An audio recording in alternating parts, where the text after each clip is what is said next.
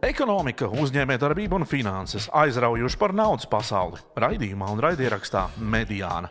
Katru pirmdienu 21:30 TV4 un internetā. Nauda ietekmē mūs visus, tāpēc nav iemesla neskatīties un neklausīties. Aktuāls ziņas, intervijas, diskusijas kopā ar mani, Kristapu Petersonu. Priekšvēlēšanu laiks Latvijā ir sācies neierasti agri. Mana prognoze ir tāda, ka plaisa, kāda nākamā gada laikā būs starp vēlētājiem un politiskajām partijām, iespējams būs lielākā atjaunotās Latvijas Republikas vēsturē. Nav nekāds noslēpums, ka pēdējā 30 gadē zem paklā ir paslaucīts tik daudz, ka to tagad tā iztīrīt faktiski ir neiespējami. To darot, šī valdošā partija vai partijas sevi nolems drošai nāvei. Tik augsta nu jau ir šo visu neizdarību cena. Un skatoties uz šīs saeimas sastāvu, es nevienu tādu ne partiju, ne cilvēku drosminieku neredzu. Tā vietā, lai spērtu drosmīgus soļus tuvāk kapitāla tirgus spēcināšanai, mēs turpinām izlaist valsts obligācijas parāda apkalpošanā, faktiski noēdot savu nākotni. Politiķu tūredzība ir saskatāma ik uz soli. Stambulas konvencijas burbuļu uzpūšana atkal mēdījos kārtējo reizi parāda, cik viegli ir novērst ļaužu uzmanību no tā, ka kavējas, piemēram, lēmumi Rail Baltica projektā, netiek risināti jautājumi valsts pārvaldes efektivizēšanas jomā, netiek spērti izsvērti un precīzi soļi izglītības, veselības un ekonomikas uzlabošanā. Un tā tas velkas gadiem, tā tas velkas 5 gadiem un arī 10 gadiem. Aizvainojums vēlētāju nometnē, jāsaka, ir pieaudzis un, diemžēl, stress, ko rada arī ģeopolitiskie satricinājumi, tam nekādi nepalīdz mazināties. Mediāna apzināti runā par tematiem, kas var palīdzēt mums izrauties no šīs plaisas, un tas ne man, ne jums nav nekāds jaunums, tā ir izglītība. Vispirmām kārtām, protams, tā ir finanšu pieejamība, cilvēku ambīcijas un iedvesma, tāpat arī dažādas pratības. Tās ir tiesību pratības, tā ir finanšu pratība un arī mēdīju pratība, daudz citas.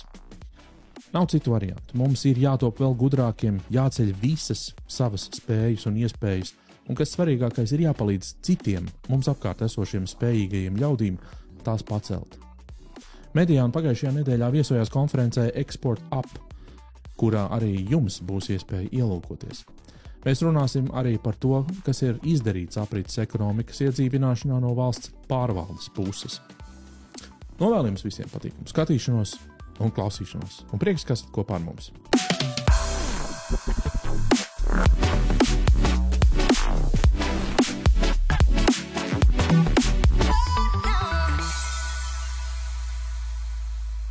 Kamēr mēs strīdamies un kašķējamies par nenozīmīgām lietām, pasaule nekādā veidā nestāv uz vietas. Ekscentriskais uzņēmējs Ilons Masks ir kļuvis par pirmo personu, kura vērtība pēc Forbes aprēķiniem pārsniedz $500 miljardus. Tas ir $500 billions. Daļa ASV valdības šobrīd nefunkcionē, jo arī tur politiskā elite savā starpā ir sanīdusies. ASV prezidents, protams, ir pie tā vainojams, un viņš turpina izaicināt arī likuma robežas un ar valsti rīkojas arvien vairāk kā ar savu kabatu. Mums kādreiz liktos, ka sava kriptovalūta, savus mēdījus un mobilā operatoru zīmols aktīvam valsts prezidentam, tas ir drošs cietumsods. Bet izrādās nē. Visas atbildīgās institūcijas noskatās šajā šarādē, jo daļa no tām ir Trumpa cilvēku rokās. Tāpēc nevienam nebija nekāds pārsteigums, kad Trumps pagājušajā nedēļā izziņoja platformu Trump RX, kurā amerikāņi var iegādāties medikamentus ar atlaidēm, jo lūk, Trumps ar zāļu ražotāju Pfizer par to ir vienojušies. Par Trumpu runājot, Bloomberg viņu citē sakām, ka gadījumā, ja viņš nesaņems Nobela miera prēmiju, tas būšot liels apvainojums viņam un visai Amerikai. Lai gan kurš par to šodien vēl brīnās. Būsim godīgi un atzīsim, mūsu lielākais ārvalstu partneris un drošības garants, Amerikas Savienotās valstis, šodien vairs nav demokrātiska valsts. ASV ir autoritāra valsts. Un ir svarīgi mums visiem to saprast un apzināties. Un es pateikšu to vēlreiz. ASV ir autoritāra valsts šobrīd. Tāpēc, ja es būtu uzņēmējs šajā valstī, es meklētu iespējas, kā no turienes tikt prom pēc iespējas ātrāk un pēc iespējas tālāk. Uzvaras gājienu turpina zelta cena, šobrīd pārsniedzot $3,820 par unci, gada laikā vērtībai pieaugot par 45%. Līdz ar to ASV valsts kases zelta rezerves pārsniedza $1 triljonu vērtību.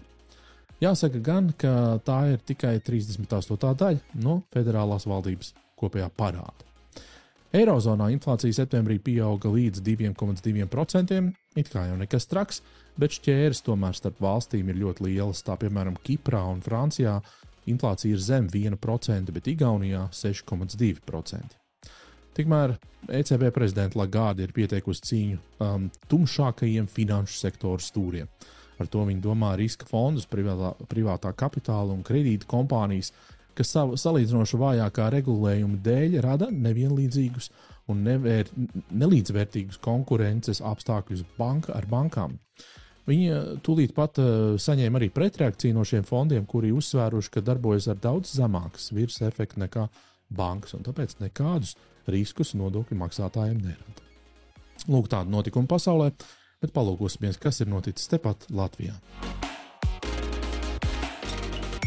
3,8 miljārdus eiro. Tik daudz Latvija plāno aizņemties starptautiskajos finanšu tirgos nākamgad.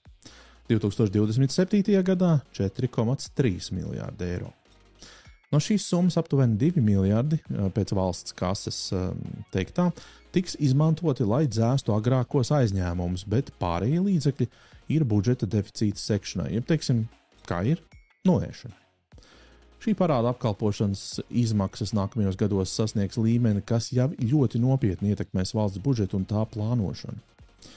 Uzņēmēju sauciens apturēt šo ārprātu, cik redzam no notiekošā neviens valdībā īsti vērā neņem.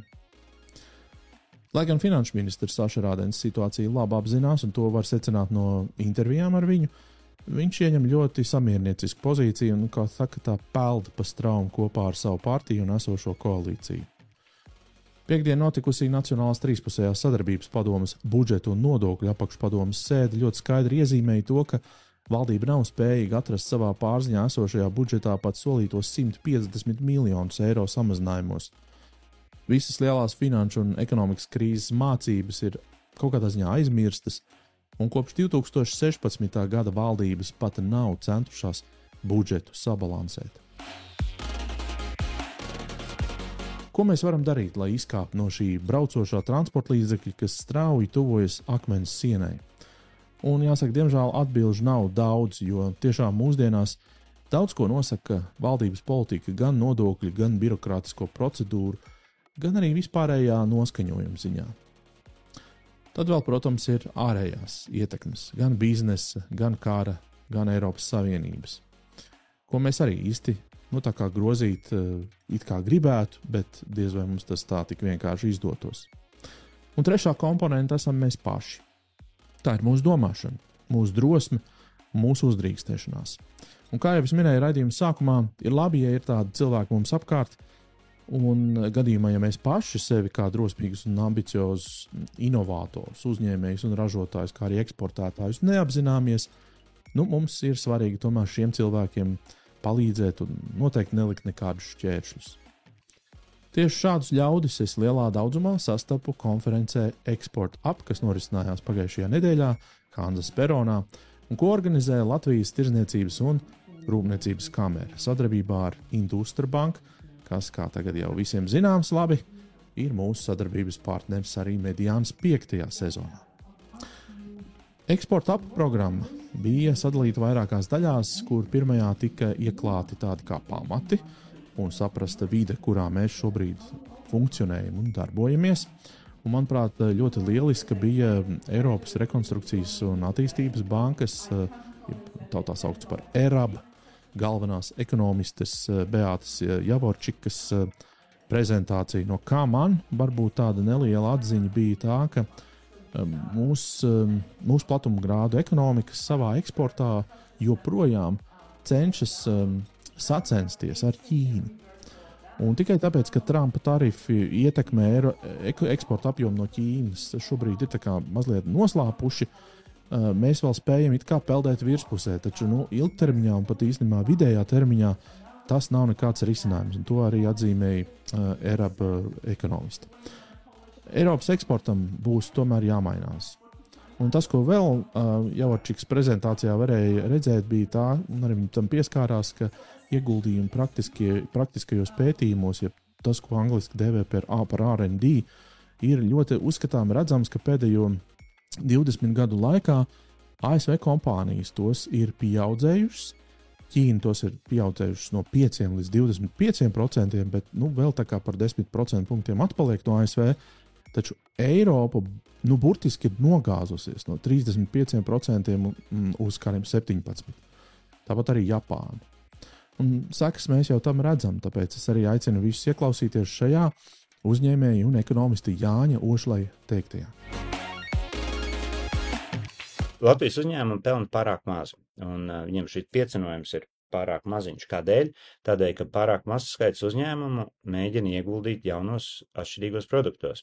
Ja tavs produkts ir tieši tāds pats kā visiem pārējiem, un tas, ko uzņēmējs izdara, viņš nopērk iekārtas kaut kur, un vienkārši šīm iekārtām ražo tādu pašu preci, kādu ražo arī, Polijā, Ķīnā, citur, tad nevar sagaidīt, ka viņa produktivitāte varēs būt augstāka nekā zemāku izmaksu iespējamo valstī, vai tā būtu Ķīna vai Vietnama.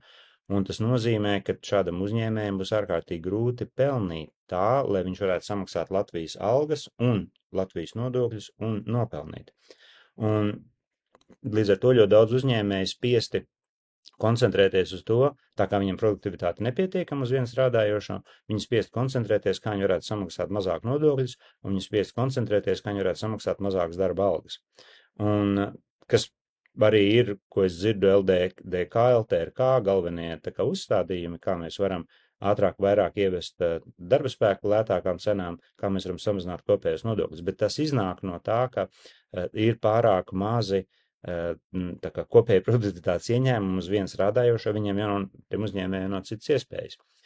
Izņemot, protams, viņiem ir iespēja ieguldīt inovācijās, ieguldīt kaut kādās jaunās savās tehnoloģijās, ieguldīt uzlabojumos un tad samazināt izmaksas vai palielināt ienākumus, pelnīt vairāk un tad jau citādā veidā konkurēt. Tātad pirmais jau Latvijas uzņēmējiem ir sakāmais, ja vajag strādāt daudz vairāk eksportā, lielākos apjomos eksportē. Tikko kā cilvēks sāk strādāt eksportā, tur nāk ļoti daudz ideju, tādēļ, ka klienti dod idejas. Klienti saka, bet vai tu nevarētu uzražot to un to, vai tu nevarētu tā. Atnāk klienta, piemēram, bieži uz rūpnīcām brauc klienta pārbaudītāji dažādi un pārbaudīt kvalitāti. Viņi saka, bet kāpēc tu to dari šitā, vai izdari savādā? Un rodas milzīgs daudzums ar mācībām, kas ir jau tās nelielas lietas, ko izdarot, var izdarīt vairāk. Un, protams, arī inovācijas. Arī inovācijās ir zināms, ka Latvija ir mazāk tērē inovācijās kā Lietuva un Igaunija.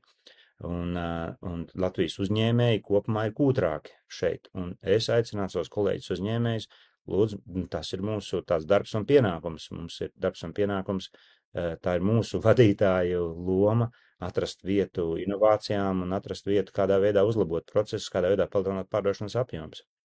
Varu pateikt, ka Latvijas valsts pārvalde ir apmēram normālā līmenī, viņa nav pārāk slikta. Es uzskatu, ka problēma mums ir uzņēmumu pusē, uzņēmēju pusē. Diemžēl, varbūt tas nav ļoti populāri, jo cilvēkiem patīk labāk vārties uz valsti un teikt, ka valsts ir vainīga. Es uzskatu, kolēģi, paskatieties spogulī. Tajā skaitā arī es.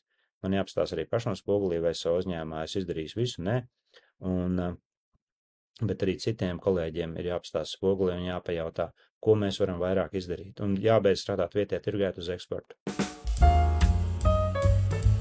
Konferenci eksporta ap savā prātā izauklēja Latvijas Tirdzniecības un Rūpniecības kameras valdes locekle Katrīna Zāriņa. Solis pa solim un konference notika. Mums bija izdevība uz mirkli notvert Katrīnu un viņai pajautāt gan par konferenci, gan par eksportu un uzņēmējdarbības garu kopumā. Es patiesībā gribētu, ka šeit ir ne tikai eksportētāji, bet visi Latvijas uzņēmumi, jo mums ir jāeksportē vairāk. Ir virkne šo izsaucienu, eksports ir mūsu dzīves līnija, eksports kā reliģija, un es varētu turpināt, bet fakts ir tāds, ka tā ir realitāte. Ja Latvijas uzņēmums neeksportē, Tas ir grūti gan mūsu ekonomikai kopumā, gan arī pašam uzņēmumam. Latvijas tirgus ir minimāls, būsim godīgi, un es neredzu, ka tas palielināsies tuvākajā nākotnē, 2-3 reizes, vai ne? Līdz ar to uzņēmumiem ir jādomā, kā eksportēt, kā sākt eksportēt. Tiem, kuri jau eksportē, kā eksportēt vairāk, kā eksportēt produktus ar augstāku pievienoto vērtību un atnest to labumu Latvijas ekonomikai, Latvijas iedzīvotājiem un visiem pārējiem. Tas komforts, kurā daudzi Latvijas uzņēmumi dzīvo, viņš ir maldinošs. Un, manuprāt, mums jābūt godīgiem pašiem pret sevi, ka tie pēdējo gadu krīzes, gan Covid, gan enerģijas cenu kāpums, gan karš Ukrainā, gan inflācija, ka tas viss tas tevi piespiež domāt un darīt citādāk, izkāpt no tās komforta zonas. Un man gribētos tiešām, lai Latvijas uzņēmumi eksportu redz kā iespēju, nevis kā apgrūtinājumu. Un tāpēc arī fórumā mēs esam salasījuši tādu ļoti raibu publiku, gan uzņēmumus, kas jau eksportē, gan tos, kas bijuši maziņi un izauguši lieli, gan tos, kas vēl ir maziņi un grib izaugt lieli. Un viņi var iedot gan to ļoti tādu, realistisko skatu, gan to iedvesmojošo skatu un palīdzēt tiem, kuri šeit vēl tikai domā sākt vai nesākt, kā sākt vai kā izdarīt vairāk. Viņi var iedot to spiedienu vai to piesitienu un pirmo grūdienu. Jā, tieši tā, un man liekas, ka tas ir svarīgi. Mums ir kopumā jārunā par biznesa vidi Latvijā, par biznesa vidi Eiropā un droši vien arī globāli. Un mēs LTRK tā necenšamies nošķirt, šis ir Latvijā darbojošs uzņēmums, šis ir eksportētājs un atšķirīgi pieejam viņu vajadzībām un viņu izaicinājumiem. Man liekas, ka tas ir kā uz to ir jāskatās. Mums ir jādomā, kā tā vide uzņēmumiem ir labvēlīgi, lai ir mazāk dažādu administratīvo, birokrātisko, finanšu slogu, lai ir tās platformas, kurās augt, lai ir tiešām kaut kas palīdz, lai ir pieeja finansējumam, lai ir tāda spēja izstāstīt par iespējām ārējos tirgos, ko un kā darīt, kāpēc darīt un kādas ir iespējas tajos tirgos. Un kaut kā tā visiem kopā un nerunāt tagad vieniem to, otriem to, jo mums visiem vajag, lai bizness plaukst un zeļ, un tad būs labi arī mūsu valstī. Un te es atkal atgriezīšos pie Jāņa Ošleja teiktā, kurš varbūt nedaudz runā pretī Katrīnas Zariņas tēzei par to, ka mums ir jāatbalsta visi uzņēmumi un uzņēmēji un jārada visiem vienādas spēles noteikumi ar vienādu tīru gaisu, ko elpot. Lūk, Jānis Ošlejs, kā dzirdēsiet, tam ne līdz galam piekrīt, un tie, kuri šo nedzirdēja pagājušajā mediānā, es atļaušos šo citātu nospēlēt atkal, jo, manuprāt, tas ir fundamentāli svarīgi, un mums to visiem dzirdēt un arī saprast. Ko noteikti dara vairāk gan igauņi un lietuvieši, viņi daudz vairāk pārdod eksportā ārpus savas valsts. Un mēs tik ļoti neizšķiram to, ka tieši eksportējušiem uzņēmējiem ir iespēja palielināt pārdošanas apjomu, līdz ar to palielināt produktivitāti uz 1 cilvēku stundu.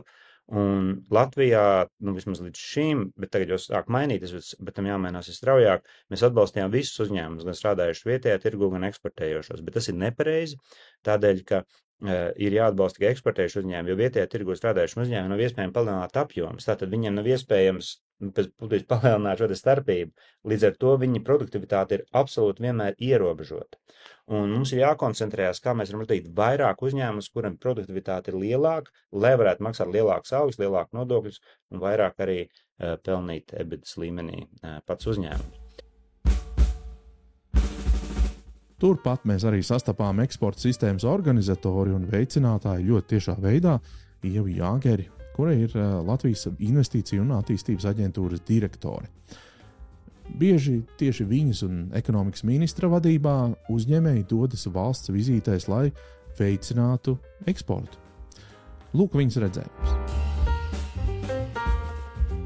bet šī ambīcija būt lieliem, būt pasaules spēlētājiem. Un tam jābūt arī jau priekšnosacījumam no dienas pirmās, tad, kad tu vēlies būt par uzņēmēju. Un tas lieliski ir, protams, redzams startup uzņēmumu dibinātājos, jo viņi no pirmās dienas domā tā kā globally, starptautiski. Jā, gribētos tomēr arī, lai arī tie vecā gājuma šiem uzņēmējiem būtu dažkārt vairāk tās ambīcijas. Mēs finansējam šīs tirdzniecības misijas, dalības izstādēs, bet ko mēs kā no LIA puses darām, mēs tiešām tos uzņēmumus dažkārt pierunājam. Mēs ejam pie viņiem un sakam, lūdzu, tā ir lieliska iespēja, un dažkārt tas ir vairākas reizes, un tas ir tā, kā mana komanda strādā, jo patiešām dažkārt tam uzņēmumam ir komforts sēdēt, neko nedarīt, bet tad, kad mēs pēc tam, ka viņš ir aizbraucis, viņš ir pamēģinājis, un tad ir āķis lūpā. Daudz šādu piemēru. Ir noteikti šādi piemēri, un viņi paliek arvien vairāk. Kaut vai skatoties pagājušā nedēļa uz notikušo Vācijas tirdzniecības misiju, kur kopā devās apmēram 140 uzņēmēji. Vienkārši uzņēmēji, un viņi paliek arvien vairāk. Mēs esam viņu atbalsta punkts. Mēs esam viņu nosacīti arī tāds iedrošinātājs. Tad, kad vienmēr jau cilvēkam ir psiholoģiski bail no nezināmā, tad, kad mēs esam kā atbalsts bijuši klāt, viņu tur aizveduši, viņš ir sapratis, tas jau nav sarežģīti. Un tas ir tas, ar ko es varu strādāt, un nākamajā reizē vairs tas mūsu atbalsts vairs nav tik ļoti nepieciešams. Un attiecīgi viņš to informāciju nodod tālāk pārējiem, un tā veidojās arī lielāks uzņēmēju skaits, kas ir gatavi doties un mēģināt. Tā kā, tas noteikti ir vairāk kā atbalsts nepieciešams, kā jau mums visiem. Finanšu pieejamība uzņēmumiem mūsdienās ir fundamentāli svarīga, un te es atsaukšos uz ekonomistu Guntaru Vītolu, kurš, starp citu, jūs dzirdēsiet un redzēsiet nākamajā raidījumā, runājam par tarifiem. Viņš saka, ka pirms mēs ķeramies klāt kapitāla tirgus sakārtošanai, svarīgi, protams, ir sakārtot pamatu, kas ir banku sektors. Es viņam nevaru nepiekrist, lai gan, protams, es gribētu redzēt tos abus sakārtotus un plaukstošus vienā laikā. Cerams. Bet labi. Kā ir, tā ir. Man bija izdevība aprunāties ar Industra banka vadītāju, arī ekonomistu Raivi Kakāni. Un mūsu saruna pavisam ātri no viena temata pāriet citos tematos. Tā kā jums es varēšu demonstrēt tikai fragmentu no šīs sarunas, taču, ja jūs patiesi tā interesē visā garumā, tad varat to noskatīties mūsu YouTube kanālā Median Report. Tas ir retorisks jautājums, bet es gribu droši vien, lai tu atbildi uz to, kas Industra bankai interesē tieši eksporta tēmas atbalstīšanā šādā formātā, kāda ir šī konference. Eksportā pirmkārt tas, kas mums interesē, ir šī dziļākā pārstrāde. Ja? Šī vērtības radīšana. Nav noslēpums, mums daži no bankas akcionāriem, viņiem pieder rūpnīcas, kur ir pietiekami dziļa pārstrāde, materiāla, un faktiski tiek radīta šī pievienotā vērtība tieši eksportā. Ja? Es pazīstu daudzus uzņēmumus, kuri to dara, kuri vēlas to paplašināt, iet tālāk. Pazīstu vienkārši personīgi no iepriekšējas sadarbības. Un es redzu, tur ir cilvēkam deg acis, lai radītu šo lietu. Ja? Un tas, kas ir vajadzīgs, vienkārši viņiem ir jāpalīdz to darīt, ir jāstāv kopā ar viņiem pie projekta. Ja?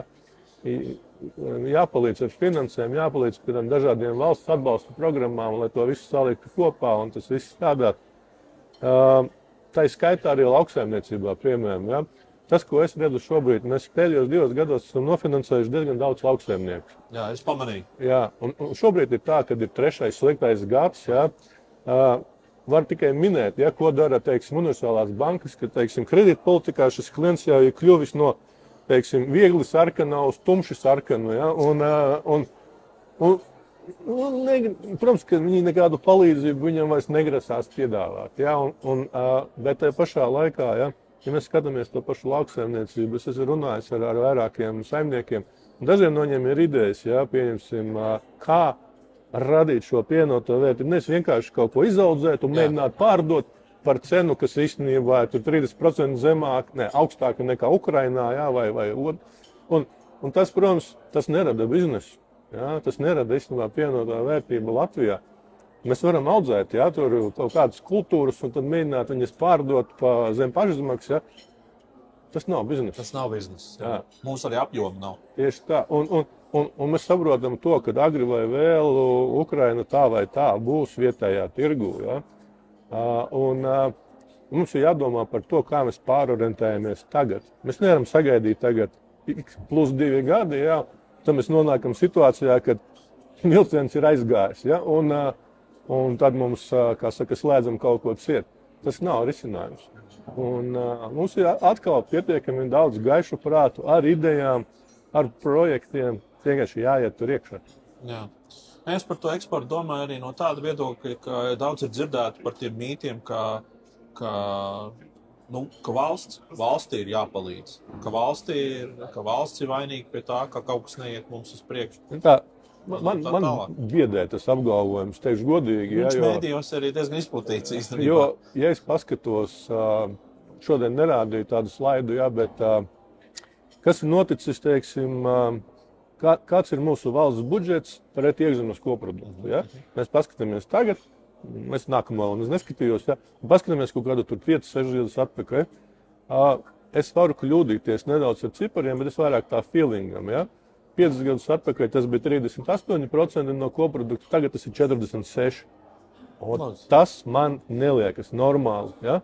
Teiksim, ja tas saucās valsts atbalsts caur patēriņu, man tas īsti neiet kopā kā ekonomistam, jo es gribētu, lai tas 38, kurš īstenībā, starp citu, Lietuvā un Igaunijā ir daudz tuvāk tam iepriekšējiem ciparam, joprojām, atšķirībā no Latvijas, ja? Lai mēs esam tur un ejam uz leju, lai uzņēmēji dara kaut ko. Tāpēc es vēl mazāk varu atbalstīt aktivitātes, kur valsts saka, ka viņi pārņems privātus uzņēmumus un viņiem būs labāk. Absolūti nepiekrītu, nekad nevarēšu piekrist.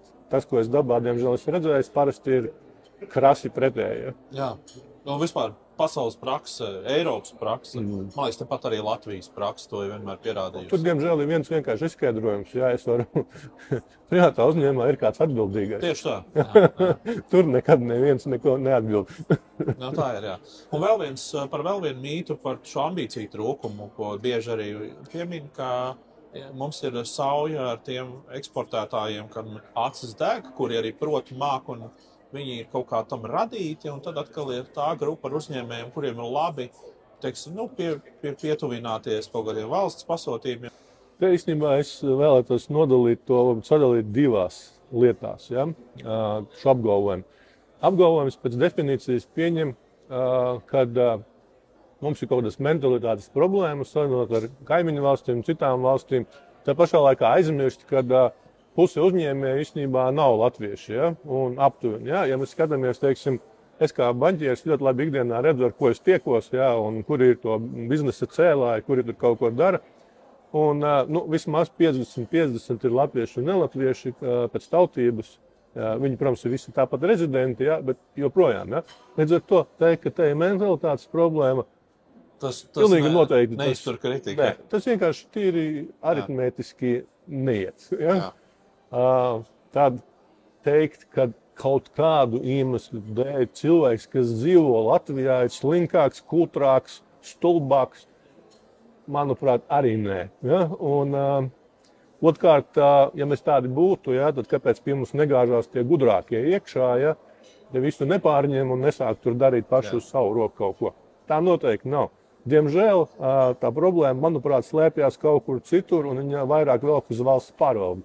Ja, un, manuprāt, teiksim, tas, kā mēs izniekojam naudu, kā mēs teiksim, atbalstam kaut kādas lietas, tīri no šāda aspekta, ja, kā mēs administrējam šīs lietas. Es teiktu, paskatāmies to pusi labāk. Ja, un pirms mēs sākam aiztikt tur latviešus, nelatviešus valstī, jo, manuprāt, teiksim, šodien es pieskāros tiem investīciju aspektiem, jā, mums trūkst naudas investīcijām.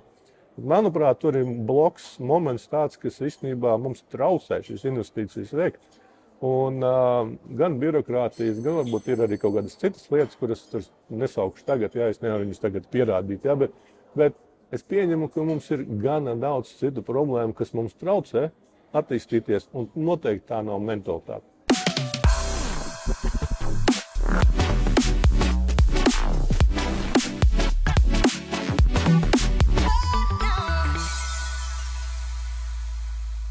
Un tagad no eksporta pārvirzīsimies uz aprites ekonomiku un uzņēmējdarbību.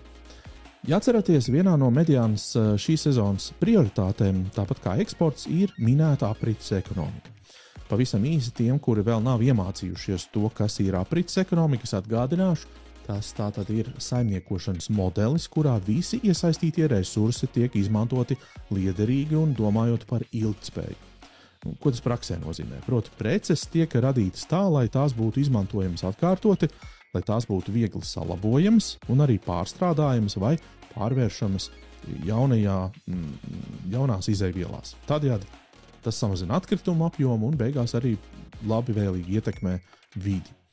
Mūsu visu mērķis un uzdevums ir šo esošo ekonomiku, kurā mēs pat labāk darbojamies, un tad darbojas šis princips paņem, izmanto un izmet, uz tādu, ko varētu saukt par slēgtu ciklu, kurā materiāli visu laiku atgriežas atpakaļ ekonomikā, un mēs ar savu 10 miljardu klātbūtni uz šīs planētas tai nenodaram dikti pāri. Kas ir svarīgi un man nesaprotami, ka šādam ilgtspējas modelim pēdējā laikā ir uzradušies arvien vairāk skeptiķu, norādot, ka tas ir dārgi un ka tas nesot vajadzīgs šobrīd un ir citas problēmas, par ko domāt. Es tam kategoriski atsakos piekrist, tāpēc arī Mediānā arvien vairāk jūs dzirdēsiet intervijas un diskusijas par aprites ekonomiku un tās iedzīvināšanos Latvijā. Un sāksim mēs ar nelielu sarunu par to, kā aprites ekonomikas definējošie dokumenti un noteikumi ir sagatavoti un kā tie tiks plānoti laist apritē Klimata un enerģētikas ministrijas paspārnē. To pārstāvēs Rudīta Vesere, kura ir valsts sekretāra vietniece vides politikas jautājumos. Viņa mums pievienosies telefoniski. Savukārt otra diskusijas dalībniece ir šīs jomas praktiskās puses pārzinātāja Inese Pelša. Viņa ir Latvijas ilgtspējīgu iepirkumu asociācijas valdes priekšsēdētāja. Uzmanību mūsu sarunai! Varbūt iezīmējumi vispirms to kopējo bildi, lai klausītājiem, skatītājiem ir saprotams. Jo mēs esam iepazīstinājuši, cilvēki zina tagad, kas ir aprits ekonomika.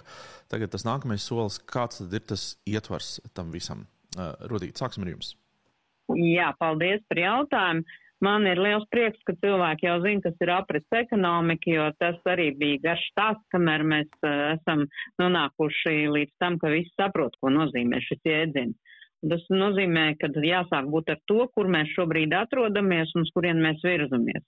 Mēs nekādu vēl nevaram teikt, ka mēs jau dzīvojam aprits ekonomikas modelī, mēs virzamies uz aprits ekonomikas modeļu, un tā tad zinot, ko tas nozīmē, ir vesela rinda pasākumu, kas būtu īstenojami, un lai mēs tiešām varētu uzskatīt, ka mūsu ekonomika ir apritīga. Mūsu modelis ir apritīgs, un šai sakarā arī Latvija, tāpat kā daudzas valsts Eiropā, izstrādāja pirms vairākiem gadiem tātad rīcības plānu pārēju uz aprits ekonomiku, tātad laika posmam no 2020. līdz 2027. gadam, kur tad arī noteica pirmkārt gan ministrija, gan attiecīgi tālāk jau atbildīgās institūcijas un arī kādi varētu būt šie pasākumi virzieni, kas būtu jādara mums konkrēti, kas būtu tieši Latvijai tie svarīgākie, atbilstošākie un kādās jomās mēs strādājam. Tātad diezgan bieži aprits ekonomika tiek uztvert, ka tas ir tā par atkritumiem jautājums, bet noteikti gribētu uzsvērt, ka atkritumi tas tikai viens no tādiem pīlāriem vai stabiņiem, kas ir aprits ekonomikas modelī un kas ir viens no tādiem balstiem, bet tas ir tikai viens no. Jo mēs bieži vien ikdienā runājam par to, kā mēs savāksim, sašķirosim atkritumus, pārstrādāsim, bet akcents šobrīd galvenais ir liekams un arī tiek likts uz to, lai mēs visa sabiedrība mainītu savu domāšanu un skatītos jau pirmkārt uz precēm, ko mēs lietojamies, cik daudz, kādas mēs iegādājamies, kā viņas ir saražotas, cik ilgi mēs varēsim lietot un tikai pēc tam domājam, ko iesākt ar šiem atkritumiem. Pirmkārt, tad akcents, lai pēc iespējas mazāk mēs radītu atkritumus, un tas nozīmē, ka pēc iespējas efektīvāk mēs izmantojam resursus. Resursi, kas ir atjaunojami, resursi, kas ir neatjaunojami, tādi kā zemes dziļi resursi, kas mums liekas ikdienā pats par sevi saprotams. Un atcerēsimies, ka ja mēs neapglabājam un neradam daudz atkritumus, tad mēs arī vēl vienu resursu dodam iespēju viņu ilgāk un citiem mērķiem izmantot. Tas ir zemes resurss, kur mēs šobrīd apglabājam atkritumus. Jā.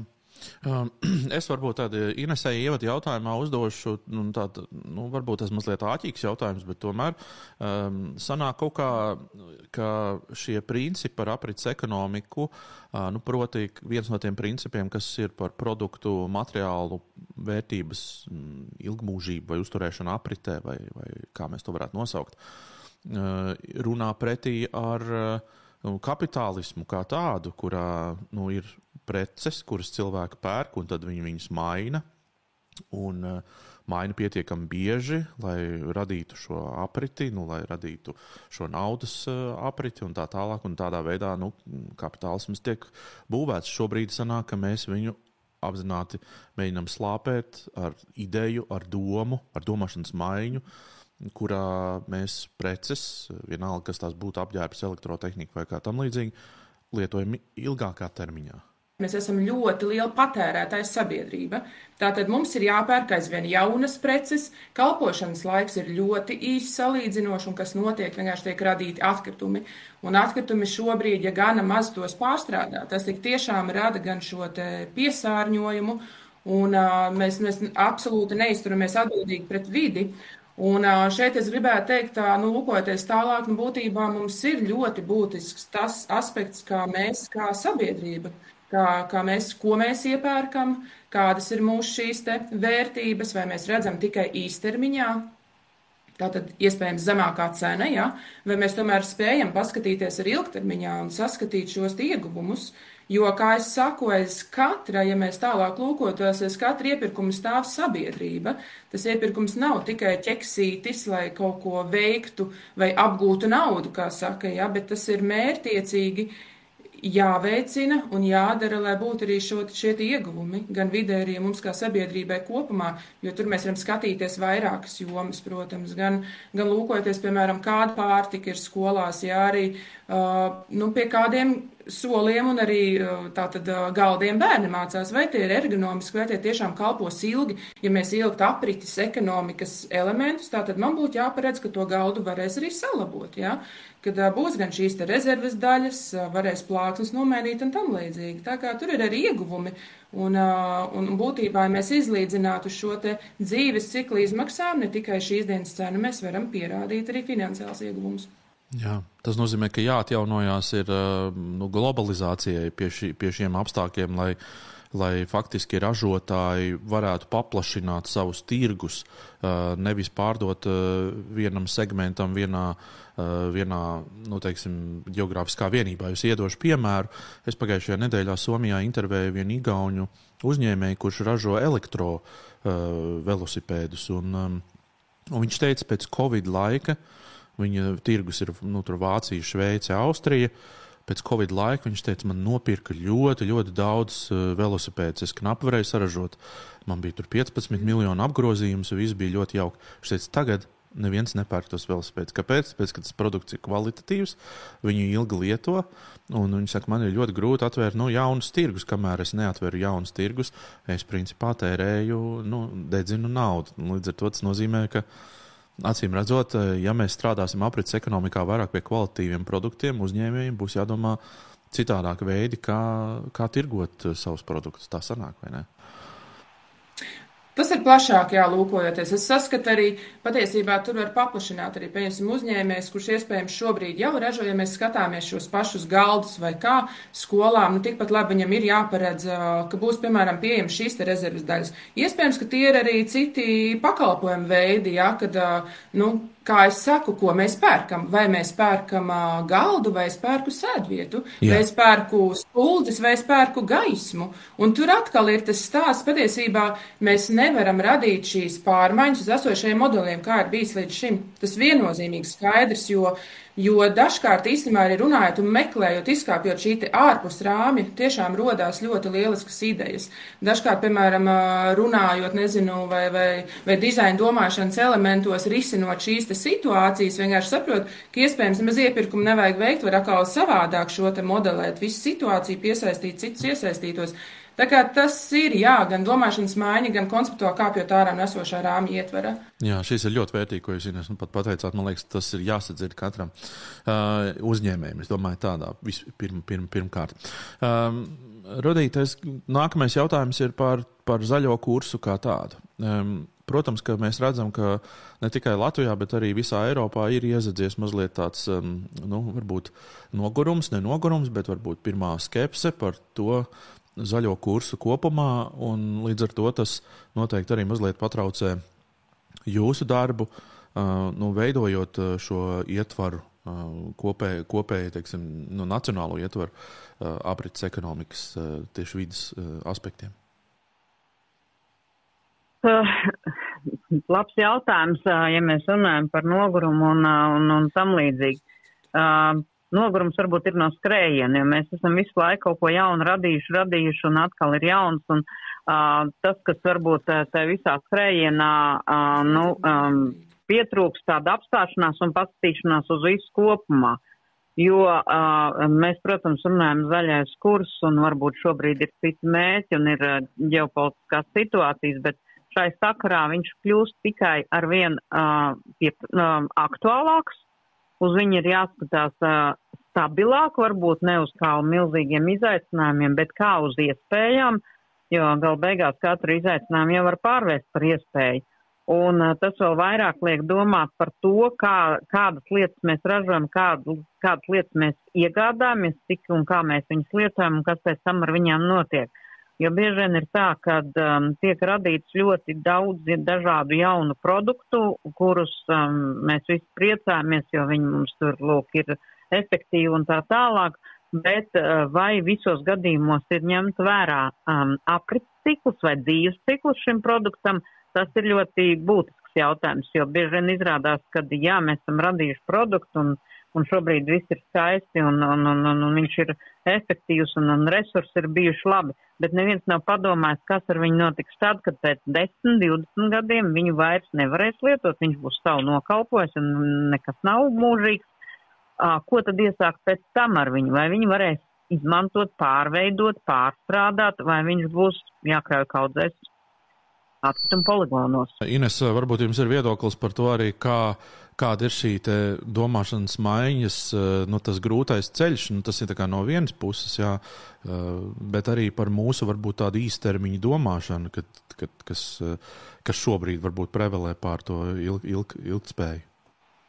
Jā, paldies. Jā, šobrīd tiešām, man liekas, ir tas īstenībā fundaments par mūsu, kā par sabiedrības vērtībām un arī, protams, domāšanas maiņa. Kā es saku, mums ļoti izpaužās tas, kad ir 4 ciklu, 4 gadu tātad ietverā ir domāšana, kas ir tātad fundamentāli un arī līdz ar to visas darbības tiek veikts un ar iepirkumu, protams, tas ir ar īsos termiņos, lai pierādītu šos ieguvumus. Bet, ja mēs skatāmies, tiešām gribu papildināt arī Rudīts Vesars teikto, ka šeit ir tas stāsts, ka mums ir jālūkojās uz dzīves cikla izmaksām. Mēs nevaram skatīties tikai uz iegādes cenu.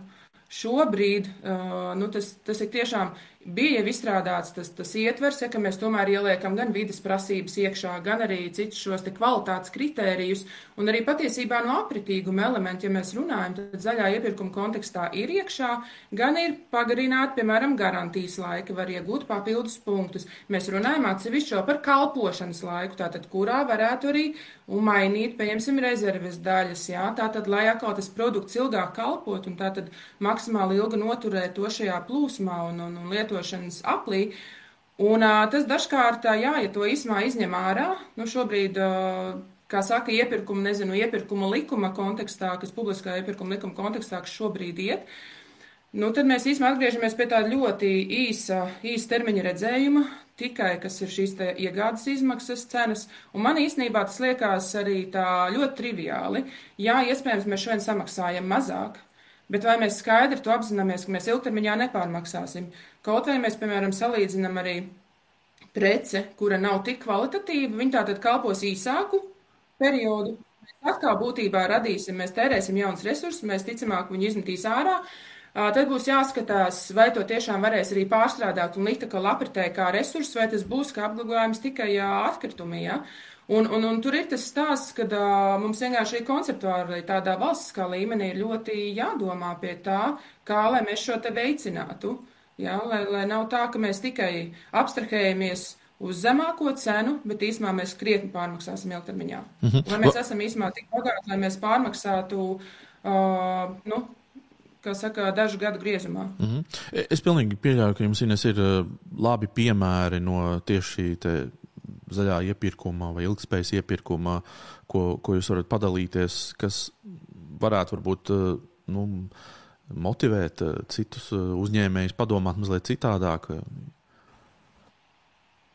Jā, īsumā zaļais iepirkums, ja mēs tā skatāmies, tad mums valstī ir noteikti šobrīd 9 obligāti piemērojamās grupas, ja mēs tieši skatāmies publisko iepirkumu. Jā. Tas ir gan pārtika ēdināšana, iekštelpa apgaismojums, ārā apgaismojums, tāpat mums ir transporta līdzekļiem, protams, ir datortehnika, ir šobrīd arī būvniecībā. Ja? Jo ņemot vērā, ka būvniecība 2028. gads būs jābūvē ilgtspējīgi, tad šobrīd, kā saka, pa tiem mēs maziem solīšiem vismaz uz to virzāmies. Par piemēriem tieši arī runājot, protams, ir gana daudz tiešām pārtikas jomā, ja, kad gan ir šie te īsie piegādes attālumi, ja, kas ir mazākas emisijas tiek radītas piegādē, tāpat ir paaugstināts kvalitātes produkti, kur arī, piemēram, pretī ir certifikācija, bioloģiskā pārtika, protams, kas Eiropas līmenī būtībā arī tiek uzskatīti, ja mēs runātu par zaļo iepirkumu, viens no fundamentiem tīri pārtikas jomā.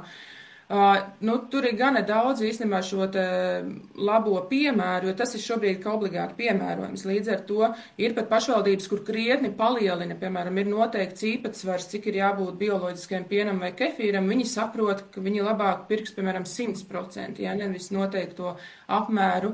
Tāpat ir īsumā arī par mēbelēm, kuras ir brīvprātīgas. Jā, ir pašvaldības, kuras saprot un iepērk, un tik tiešām liek arī par šo, ka ir jābūt remontējumībai, jo viņi apzinās to, ka viņas kalpos ilgāk. Un tas ir tas stāsts, kad aiz tā katra iepirkuma jau stāv, gan sabiedrība, gan kam mēs arī to pērkam. Tieši tā. Un būvniecība īstenībā arī ir gana daudz, protams, par to diskutēts. Jā, ir vajadzīgs pārskatīt, par to neviens, man liekas, nesaka, ka nevajadzētu mainīt vai atvieglot, bet mēs nevaram pazaudēt to mugurkaulu, kur mēs tiešām virzāmies, kas ir tas mūsu ilgtermiņa redzējums, kur mēs kā valsts gribam iet, un būvniecība arī ir gana daudz, ir labie piemēri, ja paskatās, vai Ogra, vai tāpat Salaspilī, ja, kur bērndārzs būvē, un kur īsmā iet jau plašāk, ir starptautiskās certifikācijas, ja, Brīms līdz vai DGNB, kas ir krietni augstāks jau, ja, un šeit, man liekas, īsmā būs aizvien vairāk izšķirsies tiešām kā pasūtītājs, kur viņš saredzēs šīs iespējas, jo ļoti daudz saredz arī iespējas, ka tas tik tiešām ir būtiski un nozīmīgi. Jo, kā es vēlreiz saku, ja mēs skatāmies, piemēram, būvniecības kontekstā, man ļoti bieži, piemēram, saka, būvu nodod eksploatācijā bērnu dārs, ja? Iekšā ielaižam bērnus, kas notiek? Bērni slimo, pēkšņi slimo, vienkārši slimo, un beigās šķetinot saprot, ka ir gaistoši gaisa kvalitāte. Jā, vienkārši kritiska iznāk, ja? Un tad ir tas stāsts, mēs gribējām kā labāk, iespējams, mēs pataupījām, ja? Mēs neatradām tos risinājumus. Un šeit arī tas stāsts par izcinājumiem. Nevajag ņemt iespējams to inovatīvāko, kas šodien, bet vienkārši salāgojam, kas ir arī cenu kategorijā, ja, kur tomēr mēs varam sasniegt šos rezultātus. Ļoti labi.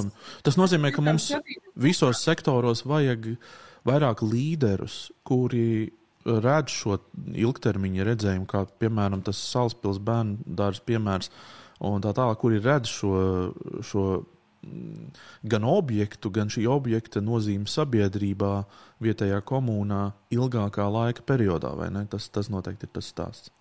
Jā, tas viennozīmīgi. Tas ir īstenībā, ja mēs runājam arī aprites ekonomikas kontekstā, tas stāsts par sadarbību, par komunikāciju. Tiešām visiem sadarboties. Jo dažkārt iztrūkst šie elementi, visas iesaistītās puses, lai mēs būtu vienotā redzējumā un virzībā. Ja? Jo, ja mēs, piemēram, šobrīd skatāmies, Cēsu bioreģions, ja viņi virzās ļoti izteikti uz to, lai tik tiešām varētu tātad arī pārtikas jomā sakārtot arī to, ka tas būtu gan kā komūna, gan kā sabiedrība. Un šeit visi saskat šos ieguvumus. Un šeit ir jāatcerās, viens zaļais iepirkums ir vides kritēriji, bet ilgspējīgs mēs arī vēl pieliekam sociālo dimensiju klāt. Un šeit arī tik tiešām tas ir, mēs varam runāt gan par taisnīgu atalgojumu, gan, piemēram, apdrošināšanas, iekļaut studentus arī prakses jomā, bet tas arī ir plašāk, ja mēs skatāmies uz tādu sabiedrību, piemēram, tieši tā ir mana Ja konkrēti runājot par reģionu, tātad kā es varu stiprināt arī vietējā reģionā ekonomiku, ja, un tā arī ir šī sociālā dimensija. Tā kā tas ir stāsts par sadarbību un tādu plašāku redzējumu. Ļoti labi. Atpakaļ mazliet nofokusējiet uz tieši par sarunu par vidi. Rudītai jautājums, iedomāsimies tagad variantu, ka jūs tiešām perfekti izdarat savu darbu un šis ietvers ir un likuma noteikumi ir stājušies spēkā un viss notiek. Vai ministrija padomā arī par tieši to ieviešanas stratēģiju un tieši varbūt arī šīs domāšanas maiņas veicināšanu? Skaidrs, ka viens ar likumu var daudz ko, kā saka, ar pātagu sasniegt, bet varbūt ir arī kāds burkāns padomā. Jā, droši vien jāsāk ar to, ka lai jebkura sistēma darbotos un darbotos tiešām labi, tad nepietiek jau vien tikai ar likumiem. Un daudzas lietas var izdarīt arī bez likumiem. Šī gadījumā tad viss balstās uz šo juridisko rāmu, uz likumiem, noteikumiem, kas būtu tā kā spēles laukums. Tālāk ir jau šie administratīvie rīki un instrumenti, kas ir kaut kādas attiecīgi, kaut kādas atļaujas nosacījumi, vēl kaut kas kurā brīdī ir vajadzīgs jau konkrētām darbībām, konkrētās vietās. Nākamais ir šie te ekonomiskie instrumenti, jo faktiski ekonomiskie instrumenti vidas aizsardzībā dod ļoti labus rezultātus un panāk būtiskus efektus tieši vidas politikas jomā. Un pēdējais, bet nemazāk svarīgais ceturtais būtu sabiedrības līdzdalības, sabiedrības zināšanas un informētība, respektīvi. Mūsu sabiedrība Latvijā ir tiešām ļoti aktīva un interesēta daudzos procesos. Jautājums ir, vai viņi saņem vajadzīgo informāciju, vajadzīgo skaidrojumu, vajadzīgās zināšanas, jo, lai tā aktivitāte tiešām arī nes konkrēts pozitīvs rezultāts. Un tad, ja mēs saliekam šo visu kopā, tad mēs varam tikai nonākt pie tāda reāla rezultāta. Tā kā, protams, kad, ja mēs skatāmies uz valsts pārvaldi, tad valsts pārvalde nenozīmē, ka tiek izstrādāt tikai likumu un noteikumu, viņi ir spēkā un mēs aizmirstam visu, lai pildu viņus. Tāpēc ir arī tomēr šīs institūcijas, kas kaut ko arī uzrauga, kontrolē, kaut kāds konkrēts process, kas būtu būtisks, lai būtu tiešām viss godprātīgi viņus arī ievērot, nevis tikai daži. Un, protams, ka mēs skatāmies šo atgriezenisko saiti, vai konkrētā norma ir sasniegusi to rezultātu, uz ko tad mēs viņu esam virzījuši, kāpēc mēs viņu esam pieņēmuši. Ja tas rezultāts nav, protams, viņš nevienmēr uzreiz rīt un parīt, bet tam vajadzīgs ir laiks. Ja rezultāts nav, tad ir jāizvērtē, vai šī izveidotā politika ir bijusi pietiekami efektīva, kur vajag papildus vai, tiešām pātagu vai burkānu principu, un attiecīgi tad arī tos veidot. Latvijā, kas ir viens no tādiem instrumentiem, kas palīdz tiešām vides jomā sasniegt mērķus, tas ir no ekonomiskiem runājot dabas resursu nodoklis, un jāsaka, ka tas nav vienīgais vides nodoklis, arī daļai akcijas tur varētu skatīties un tam līdzīgi. Tātad mēs kopsumā skatāmies uz šiem instrumentiem, skatāmies, ir rezultāts vai nav.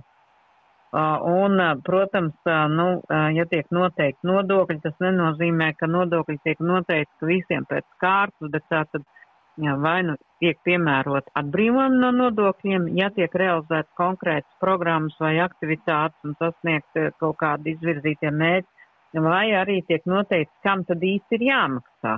Tad maksātājs var būt arī tas, kas neko nedara vai dara nepieļaujams lietas vai ierobežojams lietas. Es klausoties šo iedomājos, cik daudz ministrijām būtu savā starpā jāsadarbojās, gan klimata un enerģētikas ministrijas. Absolūti visām. Tur ir varam, izglītības, ekonomikas, finanšu.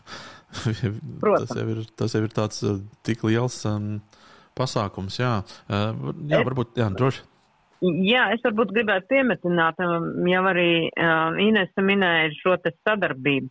Būtībā, lai mēs panāktu kādu rezultātu, ir jābūt sadarbībai. Un sadarbībai ne tikai savā starpā, tā kā, starp ministrijām, kā jūs minējat, bet šai sadarbībai jābūt visos 3 līmeņos - valsts, pašvaldības un sabiedrība.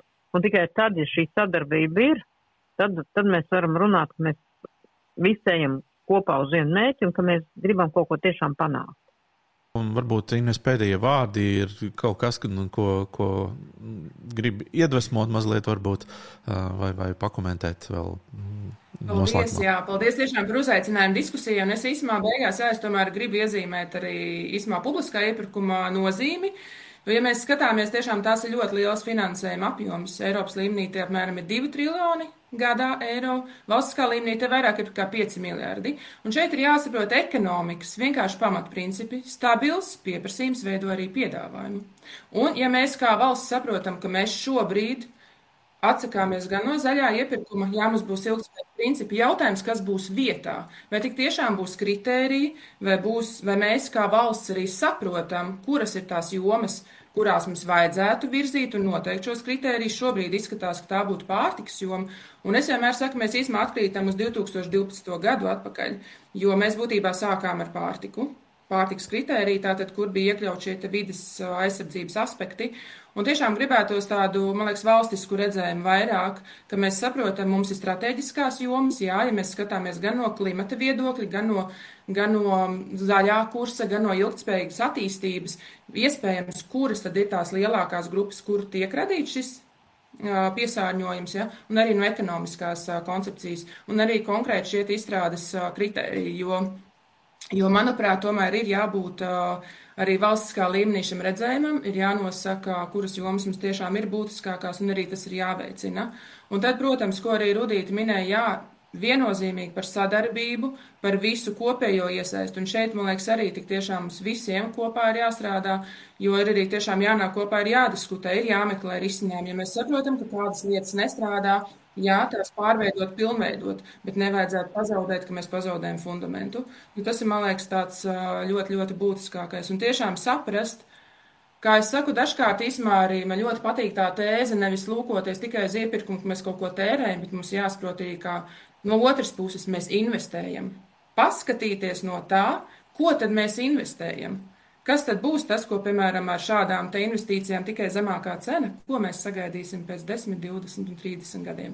Jā, un ar valstisku redzējumu, jūs domājat tieši politisku redzējumu, es tā vismaz iztulkoju, ja, to, jo valstisks... jo tas ir papildinot to, ko Rudīta Vesera arī minēja, tieši tā ir, protams, lietas, ko mēs varam noteikt, kā valsts redzēt, jo tomēr, man liekas, jābūt šim lielajam redzējumam, kur mēs arī virzāmies, ko mēs tiešām gribam sasniegt, jo attiecīgi, man ziniet, es vakar arī piedalījos diskusijā, un tur Māris Kļaviņš no Latvijas universitātes profesors teica, ilgtspējīga attīstība ir kā šķirnes krupis, un tad šo vienkārši papildinot, kāpēc šķirnes, jo nevar kāpt virsū, šķirne ir šķirne, Bet krupis, tu reizē saproti, ka tu viņu negribi, tā kā, tev nav vajadzība. Un, ziniet, man dažkārt šobrīd ir šī sajūties un par ilgtspējīgu iepirkumu. Formāli būs principi, bet kādi tie būs, vai tas tiks īstenots, man tā sajūta nav. Un tur man gribētos, ka tiešām būtu skaidrāks redzējums, ka mēs saprotam, kur mēs gribam iet, un tas ir ļoti labs rīks, lai mēs arī īstenot, kā jau arī sarunas sākumā arī iesākām, ir gana daudz šīs prasības, tas ir kā horizontāls rīks, kurā integrēt iekšā. Un mums vajag saskatīt šos ieguvumus. Mums ir tiešām jāpieiet kā investoram, ka mēs saprotam, ko tad es sagaidu, ar šādu man šīs dienas redzējumu, domājot tikai 2 gadu griezumā vai gada budžeta ietvarā. Jā. Pie aprits ekonomikas tematiem mēs Mediāna atgriezīsimies vēl, un es pieļauju, ka gan Rudīti, gan Ines aicināsim sezonas laikā vēl, jo man liekas, šis temats ir uzturams dienas kārtībā, par to ir jārunā, un es domāju, ka mēs visi gribētu dzīvot tādā pasaulē un tādā Latvijā, kādu mēs šajā sarunā ieskicējām. Ines Pelše, Rudīta Vesera, paldies jums par dalību diskusijā. Paldies! Paldies! Es varbūt šodien biju emocionālāks nekā varbūt citas nedēļas, runājot par valdības nespēja kvalitīvi darīt tos darbus, kurus mēs kā sabiedrība, kā uzņēmēji no tās sagaidām, bet no otras puses mani iedvesmoja konference Export Up, kur es redzēju, cik daudz tomēr par šo valsti domā ar degošām acīm un runā par pievienoto vērtību, runā par ieguldījumiem pētniecībā, runā arī par izglītību un eksportu kā vienu no galvenajiem mūsu tautsaimniecības vilcējspēkiem. Tāpat, protams, man iedvesmoja šī pat dzirdētā saruna ar Inesi un Rudīti. Arī Mediāna nebūtu iespējama bez mūsu atbalstītājiem. Paldies Latvenergo, Tilde, Industrabank, tāpat Cleaner grupai, energofirmai Jauda, Orkla Latvija, PwC Latvija, kā arī Latvijas valsts radio un televīzijas centram. Paldies jums, kā arī paldies skatītāji un klausītāji, kuru dēļ arī mēs katru nedēļu šo visu darām. Neaizmirst pievienoties mums YouTube kanālā, piesakot tam, kā arī turpināt sekot līdzi visām jaunākajām Mediānas un Median Report sērijām. Tiekamies atkal pēc nedēļas. Visu labu!